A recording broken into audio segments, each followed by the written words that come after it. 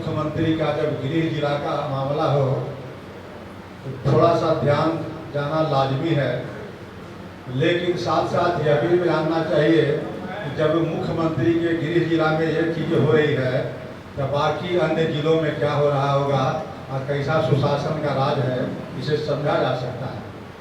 ये मामला है नालंदा जिला का।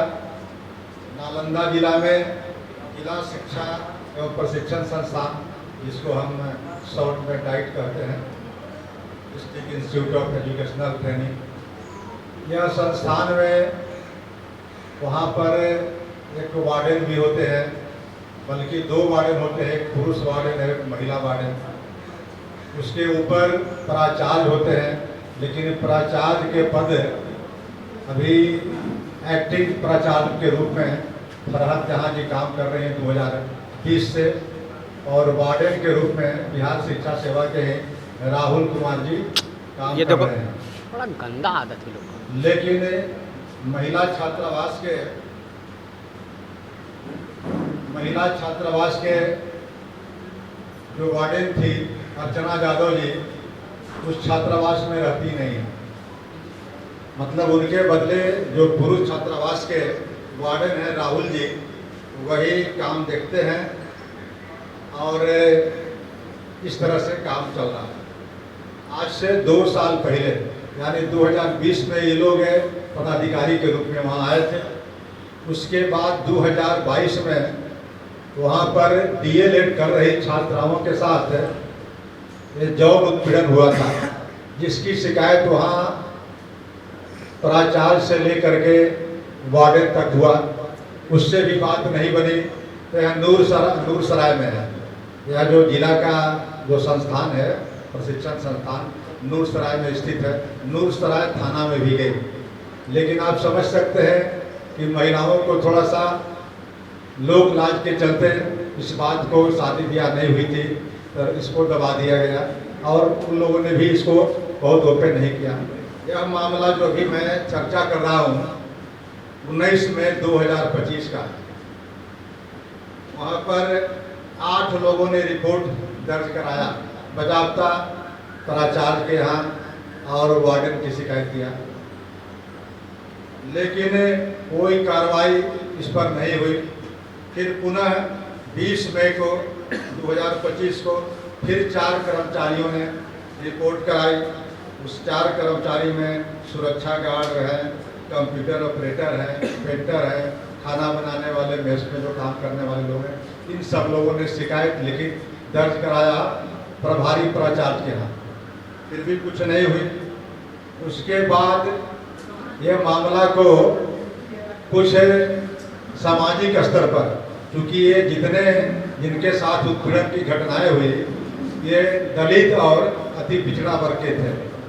अति पिछड़ा वर्ग के कुछ जो ऑर्गेनाइजेशन चलाते हैं सामाजिक संगठन के लोग, वो लोग मिलने गए इनके ऊपर के पदाधिकारी, यानी जो डाइट के पदाधिकारी जो नालंदा में है, फरहत जहाँ यह है प्राचार्य और राहुल कुमार वार्डन, इनके ऊपर यहाँ पटना में बैठते हैं एससीईआरटी के डायरेक्टर। एससीईआरटी के डायरेक्टर का नाम था सज्जन आर, ये केरलाइट है और शिक्षा सेवा की भी अफसर है। इनके पास शिकायत लेकर के 9 जून को कुछ समाज सेवी लोग गए उनके पास। 9 जून को उन्होंने जब घटना की जिक्र सुना तो वह स्तब्ध रह गए। तब उन्होंने तुरंत फोन लगा दिया फरहत जहाँ जी को, प्राचार्य को, और जो शिकायत करता थे उनके सामने स्पीकर ऑन कर दिया सज्जन आर ने। और जब स्पीकर ऑन था करीब 20 मिनट तक 15 मिनट तक जो कहानी उन्होंने बताई फरहत जहाँ ने, उसके बाद कुछ बचा हुआ नहीं था। और यहाँ तक कही कि मैं अभी तक प्रेस वाले और सारे वालों को मैंने मैनेज करके रखा है, अभी तक बाहर नहीं जाने दिया है, लेकिन ये घटना इस तरह की लगातार 2 वर्षों से चल रही है। अब ये बड़ा चौंकाने वाला घटना था तो सज्जन कुमार जी ने तुरंत एक जांच कमेटी बनाई 9 जून 2025 को, और उस कमेटी में 3 लोग थे। Sushma Kumari joint director SCERT के, दूसरे राजकुमार जी डीओ थे नालंदा के, और तीसरे स्नेहा आशीष Das ji senior lecture SCERT के। कि 3 लोगों के नेतृत्व में, यानी सुषमा कुमारी जी के नेतृत्व में 3 सदस्यीय कमेटी जांच कमेटी बनाई गई और जांच कमेटी 10 तारीख को गई, 10 जून को। लेकिन 10 जून को ही अखबार में, कई अखबारों में एक प्रमुखता से आई ये खबर। तो जब अखबारों में खबर आई तब जा करके शिक्षा विभाग की नींद खुली और आनंद फानन में 10 जून को बिना कारण बताए नोटिस से सज्जन कुमार जी की छुट्टी कर दी गई। सज्जन कुमार जी हटा दिए गए, जबकि सज्जन कुमार जी बीच के अवधि में वे गए हुए थे मसूरी, ट्रेनिंग कर रहे थे। तो जो घटना जिस समय 19 और 20 मई को हुई थी, जिसके बाद चाहिए था फरहत जहाँ जी को उनको सूचना देना, लेकिन कोई सूचना नहीं दी। सूचना नहीं दी इसलिए कि कहीं की मेल से उतना सारा एप्लीकेशन जाना संभव नहीं था और आप बाहर थे मसूरी में, इसलिए मैंने सूचना नहीं दी। तो 10 जून को उनको हटा देना सज्जन कुमार जी को, और पुनः उनके जगह पर जो दिनेश जी IAS हैं उनको डायरेक्टर बना दिया गया उस SCRT का। और जांच की पारदर्शिता, मतलब कि पारदर्शी अभी तक नहीं है। अभी तक सिर्फ राहुल कुमार जी जो वार्डन थे, जिन पर लगातार 2 वर्षों से ये आरोप लगाए जा रहे थे, वो हटाए गए हैं। सज्जन कुमार जी हटाए गए हैं, लेकिन कोई मुकदमा दर्ज नहीं किया गया अभी तक। और अर्चना यादव जी जो वार्डन थी महिला छात्रावास की, वो नहीं रह रही थी, किन कारणों से नहीं रह रही थी। और फरहत जहाँ अभी तक प्रभारी प्राचार्य के पद पर कार्यरत है, जबकि ये सारे जो घटनाएं घटी है, घटनाक्रम में इन दोनों का और ये कहे तो तीनों का संलिप्तता है।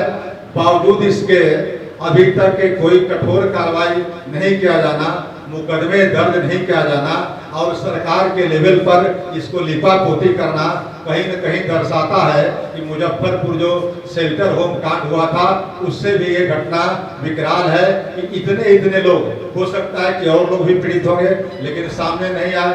लेकिन ये 8 और 4 और 2, एक बार 4 की रिपोर्टिंग है, दूसरे बार 8 लोगों की और तीसरे बार 2 लोगों की, यानी 12 जो 14 लोग हैं इस संस्थान के खिलाफ में इस तरह के आरोप लगा चुके हैं। लेकिन अभी तक कोई कार्रवाई नहीं हुई थी। ये जब पब्लिक डोमेन में आया, जब अखबार में छपी और जो कुछ समाज सेवी वहाँ पर गए, तब इस तरह की बात आई सामने। इसीलिए इस घटना को जनसुराज बड़ी प्रमुखता से उठाने का काम कर रही है, ताकि जो कमजोर वर्ग के लोग हैं उनको कम से कम शासन पर और संविधान पर विश्वास हो सके। जो अति पिछड़े वर्ग के लोग, दलित वर्ग के लोग जो इससे सफर कर रहे हैं और सरकार चुपचाप उदासीन है और उसी जिले से मुख्यमंत्री आते हैं, तो आप समझ सकते हैं कि बिहार में किस तरह की राज है और किस तरह की घटनाएं घटित हो रही है रोज, लेकिन प्रकाश में नहीं आ रही है। इसलिए इस संबंध में और अगर कुछ आप लोग जानना चाहेंगे, प्रवास है उसमें आज भी 4-5 अवैध रूप से पुरुष उसमें रहते हैं, अवैध कब्जा करके। और उस छात्रावास के अगल बगल शराब की बोतलें भी बरामद हुई है।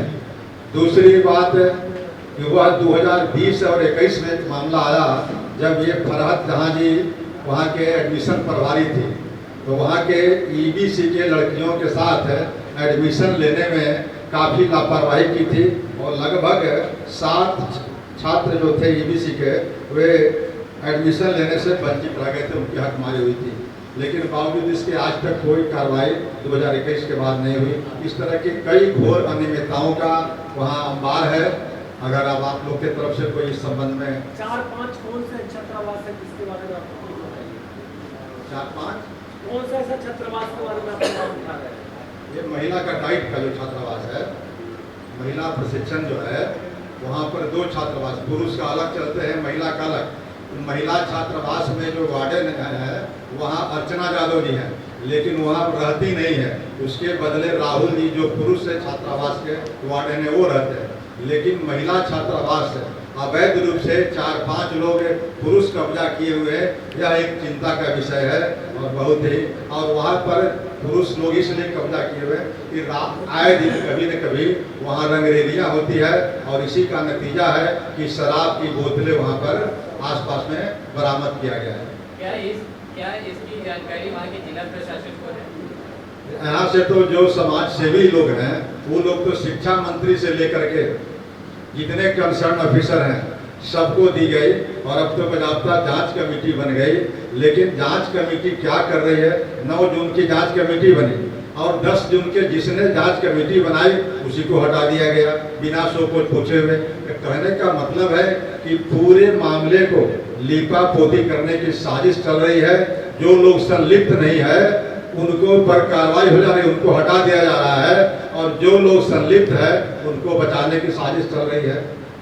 रामोली जी, अपराधी